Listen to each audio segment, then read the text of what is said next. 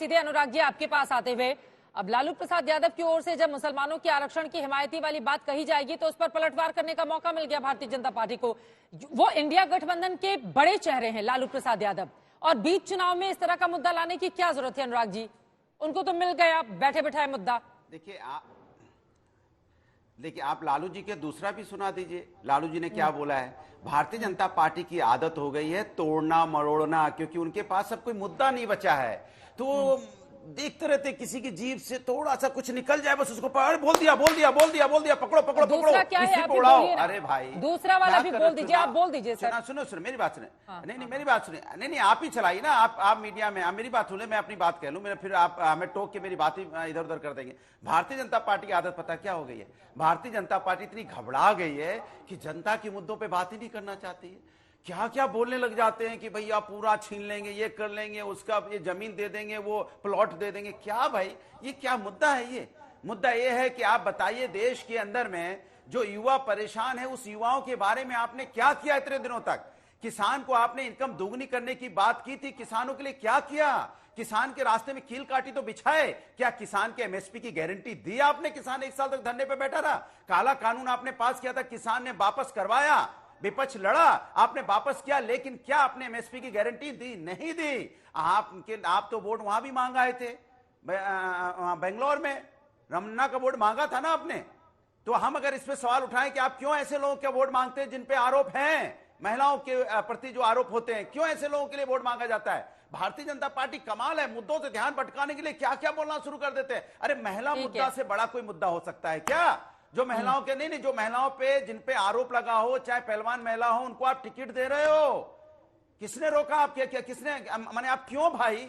ऐसा क्या जरूरी है? इसके मतलब आपके मुद्दे खत्म हो चुके हैं। आप जनता के मुद्दों पे चुनाव नहीं लड़ना चाहते। कभी पाकिस्तान का मुद्दा ले आते हो, पाकिस्तान के मुद्दे से पेट नहीं भरता है। तो समाज के अंदर में किस तरह से हम समाज में अपने हिंदुस्तानी के अंदर में हिंदुस्तानियों को कैसे बांट के हम राजनीति कर ले? लेकिन हिंदुस्तान एक है, हिंदू मुस्लिम सिख ईसाई वो एक ही मांग कर रहा है। भैया महंगाई बेरोजगारी पे बात कर लो, हम सब एक है। आपके कहने से हम कोई अलग होने वाले नहीं है। हम सब हिंदुस्तानी है, इसी हिंदुस्तान में जन्मे, इसी हिंदुस्तान में रहेंगे, इसी हिंदुस्तान को आगे लेके जाएंगे। लालू यादव की किस बयान की आप बात कर रहे थे? लेकिन आप बताइए आप मेरे लिए क्या कर रहे हैं? मेरे पास उनके बहुत सारे बयान है, लेकिन किस बयान की आप बात कर रहे थे? मुझे लगता है कि स्पष्टीकरण हो जाए, उसके बाद मैं जा रही हूँ प्रेम शुक्ला जी के पास। आपने कहा दूसरा वाला बयान भी दिखा दीजिए। मेरे पास बहुत सारे बयान है, किस बयान की बात कर रहे थे? आप बताइए ना। मैं आपने सवाल पूछा मुझसे, मैं तो बयान भी नहीं सुना उन्होंने क्या बयान बोला। लेकिन मैं इतना जानता हूं लालू जी बहुत सम्मानित नेता है। जो भी बोलेंगे, जो भी उन्होंने बोला होगा, क्योंकि मैं लगातार चुनाव में बिजी हूं। आपने बोला कि उन्होंने कुछ बोला है, तो आप ही बता दीजिए कि उन्होंने ऐसा क्या बोला। बाइट सुना दीजिए उनकी, हम भी सुन लेते हैं बाइट उन्होंने क्या बोला है। उनकी बाइट सुनवा दीजिए। आपने सुना ही नहीं है, लेकिन उसके बावजूद आप कह रहे हैं कि ऐसा लालू प्रसाद यादव जी ने बोला है। चलिए ठीक है, मैं उसको विस्तार दे देती हूँ। उनके बहुत अलग अलग बयान सामने आए हैं। अनुराग जी अब मेरी बात हो जाने दीजिए। उनके अलग अलग बयान सामने आए हैं और उसी को आगे बढ़ाते हुए प्रेम शुक्ला जी, लालू प्रसाद यादव ने पहले बयान तो दे दिया, लेकिन बाद में आरक्षण पर सफाई देते हुए उन्होंने कहा कि धार्मिक आधार पर आरक्षण का मैं पक्षधर नहीं हूं। लेकिन आप लोगों ने पहले मुसलमानों वाला पकड़ लिया है एकदम। नहीं, उन्होंने कहा तो पकड़े नहीं, और ये किया गया है ना। ये सत्य नहीं है कि आंध्र प्रदेश में आरक्षण जो है, जब संयुक्त आंध्र प्रदेश था, तो मुसलमानों को आरक्षण देने का काम तत्कालीन जो है वाईएस रेड्डी सरकार ने किया था कि नहीं किया था? वो श्रीमती सोनिया गांधी की सहमति से किया था कि नहीं किया था? जस्टिस रंगनाथ मिश्रा कमीशन का गठन किसने किया था? डॉक्टर मनमोहन सिंह ने। उसकी सिफारिशें क्या थी कि 15% आरक्षण मुसलमानों को देना चाहिए और ओबीसी के आरक्षण में 6% घटाकर मुसलमानों को देना चाहिए। सत्य है कि नहीं है? 2009 के घोषणा पत्र में, कांग्रेस में के घोषणा पत्र में था कि नहीं था? 2011 में डॉक्टर मनमोहन सिंह की कैबिनेट नोट में भी जो है इसका जिक्र था कि नहीं था?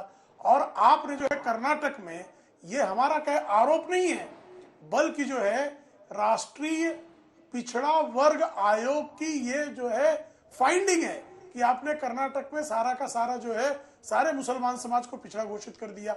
और भाई आरक्षण पर जो है समाजवादी पार्टी के श्रीमान मुलायम सिंह यादव ने अपने कार्यकाल में उन्होंने पदोन्नति में अनुसूचित जाति जनजाति का आरक्षण समाप्त कर दिया था। ये तो सबके सामने है ना। तो अनुसूचित जाति जनजाति के जो लोग कन्वर्ट हो जाएंगे उनको भी तब भी आरक्षण का लाभ मिलता रही। जस्टिस रंगनाथ मिश्रा आयोग की सिफारिश थी कि नहीं थी? तो आप पिछड़ों के, अनुसूचित जाति जनजाति के आरक्षण को मुस्लिम तुष्टीकरण की बलि चढ़ाना चाहते हैं और वो आपके होठ पर बात आज आ गई सुबह, लेकिन आपको लगा कि बिहार में इसका नुकसान हो जाएगा, चुनाव में आपका जो समर्थक पिछड़ा वर्ग है वो आपके विरुद्ध खड़ा हो जाएगा अपने हक के लिए, इसलिए आप पलटे हैं। लेकिन आपका इरादा साफ तौर पर है, ये बारंबार आपके कृत्यों से दिखाई दिया है। इसलिए जो है, क्यों नहीं कहते वो कि हम वही करेंगे, लिख कर दे। आदरणीय नरेंद्र मोदी जी ने कहा ना, चुनौती दी है इन सबको कि लिख कर दे दे कि हम धर्म के आधार पर आरक्षण नहीं देंगे। लिख कर क्यों नहीं देते हैं, क्यों भाग जाते हैं ये? इसका उत्तर क्या है इनके पास में? और संविधान में, संविधान सभा ने बाकायदा कहा था कि इस देश में धर्म के आधार पर आरक्षण का प्रावधान नहीं किया जा सकता। तो डॉक्टर बाबा साहब आम्बेडकर की जो संविधान की आत्मा थी, उसको कुचलने के लिए अगर कोई कृत संकल्प है तो इंडिया एक बड़ी खबर आ रही है, उसके बाद मैं फौरन आपका रुख करूंगी। एक आ रही हूं अनुराग जी, एक बड़ी खबर आ रही है शाम 7 बजे तक का अब तक का जो आंकड़ा जारी किया गया है सरकार की ओर, आपको बता दें चुनाव आयोग की ओर से, जिसको लेकर बड़े सारे सवाल पूछे जा रहे हैं। यहाँ पर 60.92% वोटिंग का आंकड़ा जारी किया गया है। 5 बजे तक का भी इसी के आसपास था, तो एक बार हम क्रॉस चेक कर सकते हैं इसको। पिछली बार हमने देखा था दोनों ही चरणों के चुनाव में 60% आगे बढ़ा था, लेकिन चुनाव आयोग ने शाम 7 बजे तक के जो आंकड़े जारी किए हैं, आपको बता दें वोटिंग तो 6 बजे तक की होती है, लेकिन कतारों में जो लोग लग चुके होते हैं उनको अगले 1 घंटे तक वोटिंग करने की इजाजत होती है। यही कारण रहा कि 7 बजे तक का आपका जो आंकड़ा सामने आया है वो 60.92% के आसपास है। प्रदीप जी, क्या समझ में आ रहा है इससे? अब जनता तो थोड़ा कंफ्यूज होगी ना, आप समझाइए कि 5 बजे तक का भी आंकड़ा और 7 बजे तक का भी ऐसा आंकड़ा नहीं। देखिए, ये प्रोविजनल आंकड़े होते हैं। हम टेक्नोलॉजी के जमाने में चूंकि ऐप होता है और ऐप के अंदर इतनी तेजी के साथ सारे के सारे पोलिंग बूथ का एकत्रीकरण होना मुश्किल काम होता है। हम उसको देख के, हम जो भी आंकड़ों की बयान करते हैं वो उसको देख के करते हैं, जबकि हकीकत में जब सारे आंकड़े आते हैं पेपर के ऊपर आते हैं और उसका जब टोटल होता है उसके अनुसार वो चुनाव आयोग जो है अपने आंकड़े जारी करता है। इसीलिए ये एक प्रोविजनल होता है। यदि आप चुनाव आयोग के भी ऊपर देखेंगे तो वहां पर लिखा हुआ है ये अंतरिम है, प्रोविजनल है, ये फाइनल नहीं है। हम उसको यदि फाइनल लेके मानेंगे कि अभी 7 बजे हैं, अभी 7:30 बजे और 7 बजे का आंकड़ा हमारे पास फाइनल आ जाएगा, ये कतई संभव नहीं है, कतई प्रैक्टिकल नहीं है। कितना वक्त लगता होगा? नहीं, वक्त जैसे मैंने बताया 3 तरह की चीजें हैं। एक, सारी की सारी मशीनों का एकत्रीकरण होना, दूसरा है कि पोस्टल बैलेट का जमा होना, और तीसरा जैसे मैंने बताया सुपर सीनियर सिटीजन जो 85 साल के ऊपर हैं उनको घर जाके अलग से उनकी वोटिंग हुई है, प्रक्रिया हुई है। इन सब का जोड़ करने में कम से कम ये मैं ऐसा मानता हूं कि आज चुनाव हुए हैं संपन्न, तो ये प्रक्रिया कल सुबह से ही चालू होगी। कल रात या परसों सुबह तक डिपेंड करता है कि वो वर्किंग डे होना चाहिए, उसके अनुसार ये निश्चित होता है। और किस नेचर के पोलिंग बूथ हैं, यदि पोलिंग बूथ बहुत दूर दराज के हिली एरिया में है तो आप ये मान लीजिए कि 1 दिन और ज्यादा लगेगा, जो कि पहले फेज के चुनाव में आप देखेंगे करीब करीब सारी की सारे नॉर्थ ईस्टर्न स्टेट और यूटीज के जो है उसके अंदर समावेश था। नागालैंड और मिजोरम जैसे राज्य थे, मणिपुर जैसे राज्य थे। तो जब तक सभी जगह से एकत्रीकरण नहीं हो जाएगा तब तक इस आंकड़ों को फाइनल मानना किसी भी संस्थान के लिए प्रैक्टिकल नहीं है। और ये आंकड़े किसके पक्ष में जा रहे हैं इसको लेकर भी कयास नहीं लगाए जा सकते हैं। जैसा कि शुरुआत में ही प्रदीप जी ने कहा था, ये सत्ता पक्ष के पक्ष में आंकड़े हैं या फिर विपक्ष के पक्ष में आंकड़े हैं। अभी तक का पैटर्न लोगों को कई बार कंफ्यूज भी कर देता है। ज्यादा मतदान होता है तो सरकार को फायदा भी हो जाता है, ज्यादा मतदान होता है तो सरकार बदल भी जाया करती है। इसके पहले की राजनीतिक मेहमानों के पास जाऊं, प्रदीप जी, एक और सवाल है कांग्रेस पार्टी को लेकर। ये महत्वपूर्ण सवाल, क्या कांग्रेस पार्टी जहां पर 1 to 1 की सीधी लड़ाई बीजेपी और कांग्रेस के बीच है, वहां पर खोई हुई जमीन वापस लेती हुई दिखाई दे रही है इन 282 में से जहां जहां कांग्रेस के उम्मीदवार चुनावी मैदान में उतरे हैं? नहीं, देखिए, जो आपने कांग्रेस की बात करी 1 to 1, तो वो मुख्य राज्य जो है वो मध्य प्रदेश, छत्तीसगढ़, राजस्थान में तो चुनाव हो चुके हैं, गुजरात, ये सारे राज्य हैं। और यहाँ पर हम सभी जानते हैं कि जो कांग्रेस अपनी लोकप्रियता खो चुकी है उसको वापस आने के लिए अभी अच्छा खासा समय लगेगा, इतना ही मैं कह सकता हूँ। आज की डेट में उसमें जरा समय लगता है। ये देश जो है बहुत बड़ा है, उसको रिवाइव करने के लिए एक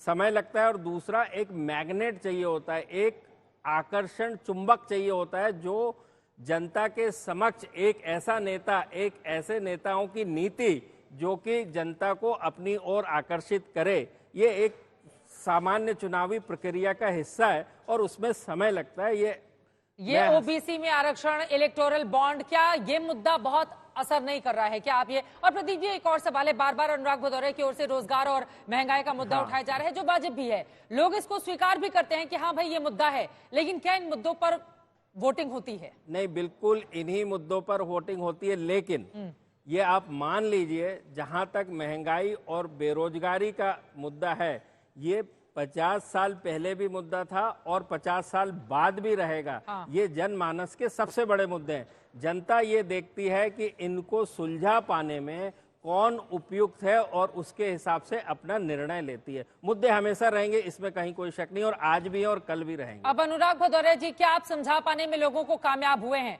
वो कह रहे हैं पहले भी रोजगार और महंगाई मुद्दा था, आगे भी रहेगा, लेकिन मौजूदा वक्त में बीजेपी के खिलाफ क्या आप समझा पाने में कामयाब रहे हैं लोगों को? देखिए, समझाने की जरूरत नहीं है, क्योंकि जनता जूझ रही है। जब जनता जिस चीज से जूझती है उसको समझाने की क्या जरूरत है?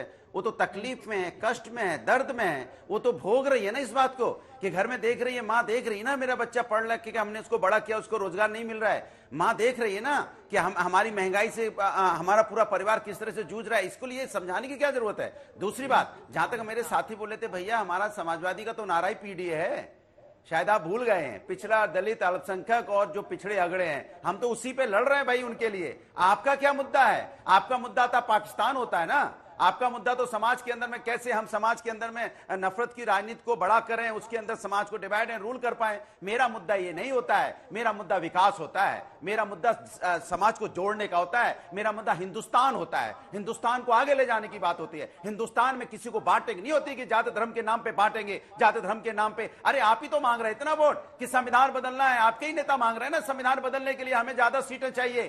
कौन संविधान बदलने के लिए वोट मांग रहा है? आप बताइए ना, आप दिखा दीजिए, चला दीजिए वीडियो उनका। चित्रा जी, कौन कौन नेता इनके मांग रहे हैं कि हमें ज्यादा वोट चाहिए, कि हमें संविधान बदलना? बाबा साहब का संविधान बदलने के लिए कौन यहाँ पे उतारू है? अरे भैया, संविधान में अब तक 106 बार संशोधन हो चुका है वाले लोग हैं। और बीजेपी के लोगों की ओर से कहा गया कि अगर इस तरह का कुछ करना होता तो ऐसा तो था नहीं कि हमारे पास मंडप नहीं था।